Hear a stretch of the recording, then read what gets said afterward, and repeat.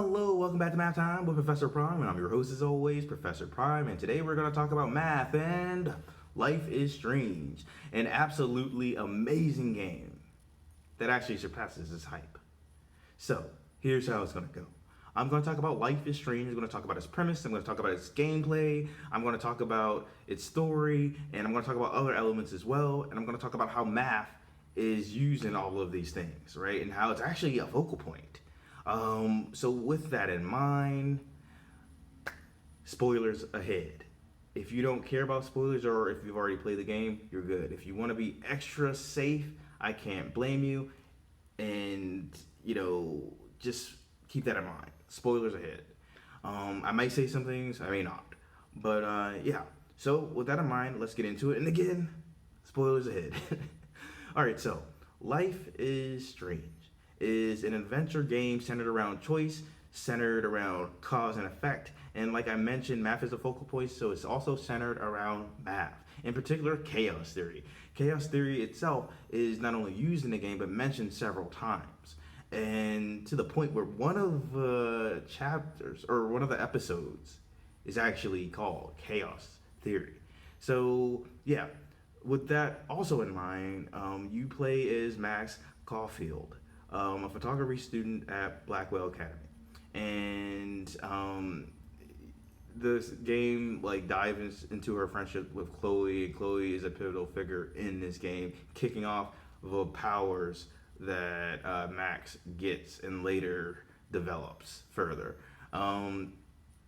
So, with the way that the game is structured, it's interesting to me. It was released originally in 2015 in 5 episodes that were spread out throughout that year. So if you played it back then, that would have been how you played it. You couldn't have played it all together unless you waited past that year. And like I said, it was divided into 5 episodes, and there's some math in that. And I think it's interesting because how you played it, is a factor in your experience too. Because if you played it like that, where it was stretched out, I feel like it's going to be a quite different experience than playing it all together like I did. And then past that initial date, you could either pay per episode, or you could buy the complete bundle for the game. And like earlier this year in 2022, at the time of this recording, there was a remastered version that came out that you could get as well. Okay, so with all that in mind, like just how the game is structured and how it was released is mathematical in nature. With the gameplay itself, the idea is that Max develops the ability to rewind time, and that's a big thing, right? And there's math in that too. So the idea is that you can only go back to a certain point, right? And when you rewind your powers, you'll see that there is a spiral on the screen when you do so. If there's nothing major going on, it's just a spiral. If there's something major going on and there's a point that'll later affect the outcome of the game, then you see a circle on that spiral. And having that spiral, having that circle, and being able to rewind time, that's very mathematical, right? And so you can't go as far back as you would like, but you can go back to an extent. And so that's interesting. And over the course of the game, Max does develop some further powers with that. Like at one point, she stops time. At another point, she figures out she can use the photos to connect to herself, like in another universe, and affect the outcome there, and then reside in that universe later on. It gets kind of crazy. So there's math in the structure, right? There's math in how it was released, and with that ability to rewind time, not only is there math in that, but there's math in how that affects the rest of the game, because chaos theory is a big part of this game. Again, like it's mentioned numerous times. There's an episode literally named after that. Like episode 3 is chaos theory, and it's very fitting. And so if you're familiar with chaos theory, then you might be familiar with the mathematical nature of it. If you're not, I'm going to talk about it real quick, and if you are, it'll be a recap, and I'll talk about how that factors into math and all that good stuff.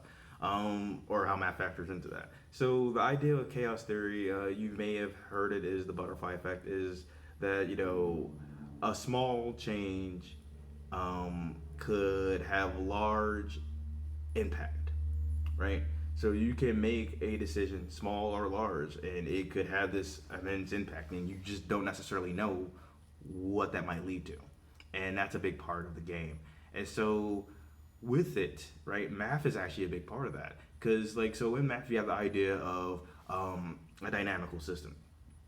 And the short version of what a dynamical system is, it is a system that, you're looking at how it evolves typically over time. And even if you're not able to solve that system per se, you're able to tell how it will react or how it will evolve. And I mention that because a chaotic system is a dynamical system. I know that may sound weird because with the idea with chaos, it seems like it would be random, but with that, the major idea behind a chaotic system is that it is a system that it is subject to small changes. They could have a big impact, but we can still figure out how it can evolve. And a good example of that in real life is the weather. And the idea is right, if you're used to checking your weather, you're looking at what temperature it might be this day or that day. And if it might rain, you're looking at the barometric pressure and all that good stuff. And the idea is weather is a chaotic system.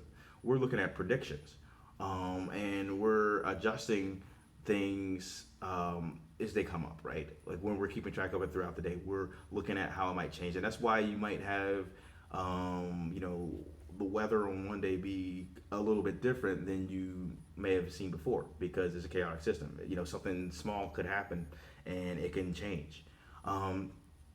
So with that in mind, I mentioned that because that's the idea behind chaos theory, right? It's about cause and effect, and I think it's interesting that weather is such a important example of that because weather is a big part of the game. So it's interesting because not only do you have chaos theory involved in the weather in the traditional sense because it's just weather, you have your decisions in the game and that Max is making and you're making through Max affecting the weather of Arcadia Bay. And I think that's really cool. And I feel that had to be intentional, right? So in any case, so throughout the game, choice is so essential, cause and effect again. And so your choices that you're making throughout the game are going to have impacts in ways that you might not see down the line. And because the game gets so fundamentally bonkers, you're making decisions that you could make in the past that are going to affect that future in ways that you might not have anticipated. And some of that stuff is going to be based on what you were doing before. And it's just this crazy, insane, fundamentally bonkers thing, But there's math in that, right? There's math all over the place. And so outside of the gameplay premise and initial structure, there's math in it too, right? So there's math in the animation. There's math in the lighting and the sound and the music. There's math in the budgeting and the marketing and all that good stuff, right? Math all over the place. And that's really cool. And when you look at the amount of choice, and you look at the cause and effect, having a game have that is tough, right? There's math in that, right? It's calculated. They had to figure out how many options were available when you made a decision. What was the impact here? What led to this and what led to that? And it's just cool. There's a lot of math in that. So there's a lot of math at the surface. There's a lot of math behind the scenes. And at the end of each episode, there's this idea that you can see the stats. You can see how many people made this decision or that decision, right? You can see that represented in terms of a percent, right? So you might have a decision. It's about 50 people made this decision, right? You might have and then 50% of the people made this other decision, or you might have something that's pretty close to that. You might have 53% of people made this one choice in this scenario, and 47% made it the other choice. And it's interesting. And I think what I noticed is there were certain decisions where, okay, yeah, it's 50-50, and they might have seemed like small things. And then for some of the bigger ones, though, You might get that same thing, but then you might get something drastically different, right? Like you might have something like 70% chose this and 30% chose that. But and you have that with a smaller decision too. But I just mentioned that it compares the choices that you made to the choices that were made overall for people that were playing. Like so the game keeps track of that, and it lets you know by like the choice that you made. It checks it off. But that's really cool to me. So math is all over the place in this game. It's built into its premise. It's built into its gameplay. It's built into its story. And to make all of that work, math was needed. And I think that's really cool. And you, as the player, of course, you're using a lot of math. One, you're using math when you decide to even purchase the game because you got to decide, hey, am I going to buy this whole package together, or am I going to buy episode by episode? Which one's cheaper, right? There's money involved. You got to figure that. Then there's time involved in you playing the game. And as you progress, right, like you look forward to playing the game, even though you're always going back. And so I think that's really cool. And there's also the idea of like how you played it, right? There's math in that and how that story impacts you. Because like if you played it like spread out, there's time in between, and there's time for you to process things, but also time to forget. So you got to decide what you want to do. That if you play it back to back, you're going to forget less, sure, but you're not going to have time to maybe process things as much as you would like. Or even if you're processing things, okay, it's still very emotionally intensive. So you got to decide how you want to play. Do you want to spread things out, or do you want to play things back to back? All right, that's up to you, but it's your decision as a gamer. And then when you're actually playing the game, right? You're making this choice and you're making that choice, and on some level, you're probably anticipating how it may impact the rest of the game. Something that if you have no knowledge of the rest of the game, you have no knowledge of how that might happen. But you're making those decisions as Max, and that's really cool because you are considering that, right? And there's math in that, and that's really cool. And so, if I'm going to talk about my feelings with the game, because like I feel like I've talked about most of what I wanted to talk about with the map behind it, right? In terms of the feeling about the game, like given what I said in the beginning, it can't surprise you that this game, like, pretty much instantly became one of my favorites. Like, I feel like so many good things were said about the game, and just I enjoyed it. I enjoyed it for the art that it is. I enjoyed it for the math involved, and that it proudly is about math, and among other things like friendship and choice and cause and effect, and also it's about art. It combines so many things that I liked because for me, right, I like a lot of different type of games, but I am big on story.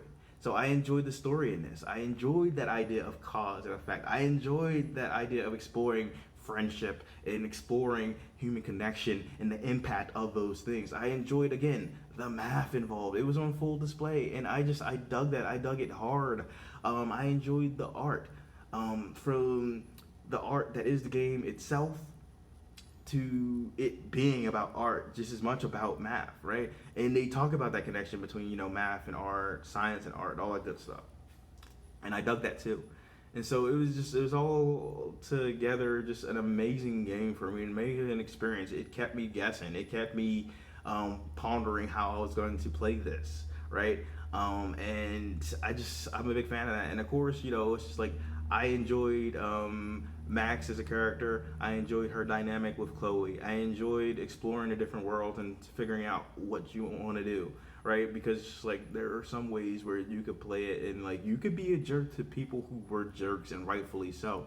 But if you were nice to some of these people in an instant, that could come back in some cool ways later. And the thing is, like during the conversations, if you're making a choice, if you make what you might consider the wrong choice in some of those cases, you can go back in time with the new information and kind of tailor things to that, or you could continue to make the bad decision. It's your call. And one other big thing is like not only are you going back into the past with this new information, but if you collected items, that helps too. And so throughout the game, yeah, you're making these choices and you can undo them, but ultimately you do have to make a choice. And you can play this game, like get at some different point and get different results, right? Uncover things that maybe you didn't uncover before. And it's just like it's really cool. And I feel like there's also some running things in there. Like there's a like girl like I think Elisa like throughout the game where like she just has the worst luck, and you can choose to like help her out and give her heads up about like different things, hit her way so she doesn't get hit, or you could be a jerk about it and not. Obviously, like I don't know if you been paying attention to my channel and like just with this video like and how excited I am, I took that opportunity to help like I just think that's cool, but it's just like it's a very fascinating game, and like you're pondering like the effects of all this, right? And I'm big on time travel, I'm big on like looking at those effects, and so it's kind of cool because you're part of those things. So Max is too, and like her story is your story in this game, and I think that's really cool because I feel like video games can be an amazing thing. So for the game to like be just so uniquely itself and have Max be such an interesting character to me, but her experience is also yours. I think that's a beautiful thing, and I think there's a lot of art in the game itself, but there's also art in playing it, right? Because if you are a gamer, you're an artist like in your own right just by playing the game, but you might also be an artist outside of that too, right? Like because you have different interests. And for me, it's just like again, I think it's interesting because it was combining all the things that I enjoy. Because like I said, there's the math, there's the art itself, there's the friendship, the connections, the connection between people, but the connection between events. Like, I'm a big fan of chaos theory, so that's all cool. And photography is such a big part of this game, and there's a lot of math in that, right? Like, and making that work. And I think that's cool. And photography is an interest of mine. And if you're watching this, I post the full videos to YouTube, so I gotta imagine you're watching it that way, right? And chances are, like, I think like a lot of you probably haven't checked out my Instagram, but I'm under there too, like Math Time with Professor Prime. And if you check that out, you'll see that I'm a big fan of like photography. I'm a big fan of nature, big fan of food, big fan of my lightsaber. So I do stuff like that, and just I think it's fascinating to me because there's a lot of math that goes into photography, right? Like there's a lot of math that goes into framing a shot. There's a lot of math that goes into the lighting. There's a lot of math that goes into the things that you are photographing. There's a lot of math in the photograph itself, its shape, and all that. And I think that's pretty cool. And the idea that, there is that link between photography and time, and math as a result. Because like with photography, right, timing is also a thing, right? And there's math in that. But, you're capturing a moment in time, right? Which might sound redundant, but I stand by it. You're capturing this moment. It's like, well, what are you capturing in this moment? And that's just something that's beautiful to me. And so for this game to also have a focal point about photography is really cool. Now, there are some dark things in this game. Some where it's like photography is involved with that too. But I think overall, to have that be a focal point is really cool, and also to have that link between math and art and science and art and all that good stuff, because right, everything is connected whether we realize that or not, and that's a beautiful thing. So I had an absolute blast with Life is Strange. I had a blast with everything that it was pretty much about and what it was trying to get across, and I appreciated that it talked about some really difficult topics. But dear God, is it emotionally intensive, but not in a bad way. I don't regret it. I just I was playing, I was like, oh my God. Ooh. Like I was feeling things, there were some decisions in that game where it was tough. It was definitely tough. And there was definitely like one at the end of episode 2 where I realized what would have been the right decision to stop something horrible from happening. But I realized that after that horrible thing had happened, and it's like I couldn't rewind. I was trying. I kept on pressing rewind. I couldn't undo that horrible thing, and it's like that stuck with me. And in the beginning, because I did say spoilers ahead, but I try to avoid that. So I will say, like, with this next part, definitely spoilers ahead. just to be safe if you stuck it out this far. So there's a decision at the end, and again, spoilers ahead, where you do have to decide between Chloe and Arcadia Bay. If you played, you know this. If you've just been around on the internet long enough, you probably heard about it because like I've heard about that going in. It didn't ruin the game for me, but it's just like I knew that was going to happen, and it's still a tough decision, but I knew what I was going to do. And out of curiosity, like I'm definitely curious to see what you all did. So if you want, feel free to share. But for me, like I chose to save Chloe. Like I felt like it's partially because like I just like that character. But also I felt like the way I played it, that was the choice that made sense for me. And I felt like it also is a choice that makes sense for Max, the way I played it, and just I feel like in general because she's doing all these things to save Chloe, and like saving Chloe what kickstarted all of this anyway.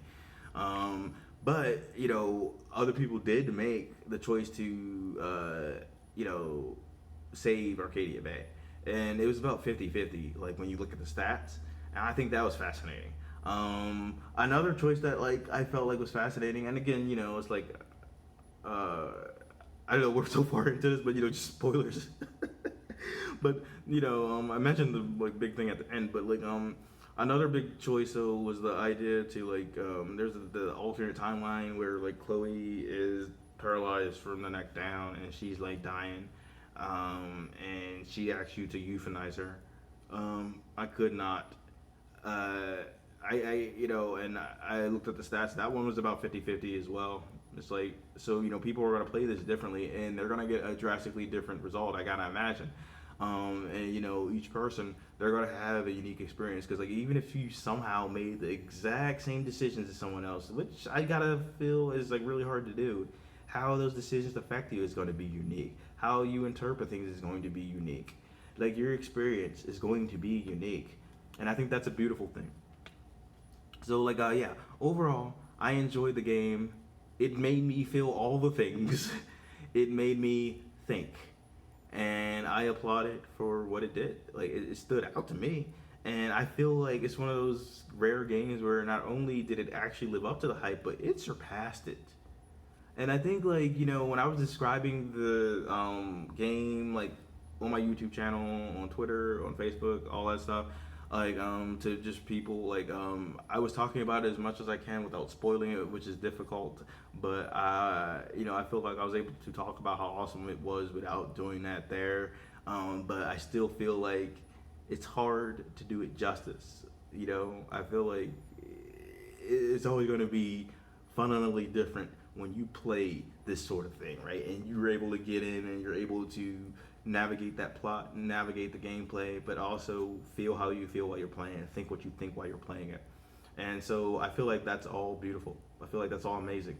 So I'm going to bring this video to a close though, and yeah, I'll just end it with saying Life is Strange. It's an amazing game. I will be playing other games in the series, and I will try to like keep in mind that they could be awesome in their own right. And I say that because this first one was so amazing. It's like I don't know if the other one's gonna live up to this. But people continue to talk about this franchise for a reason, and a lot of people have said the other Life is Strange games are good. So I'll definitely be willing to test them out either way. If you play Life is Strange, I hope you enjoyed it. I know I did, and it instantly became a favorite for me. So I'll see you in the next one. Have an excellent day. Professor Prime out.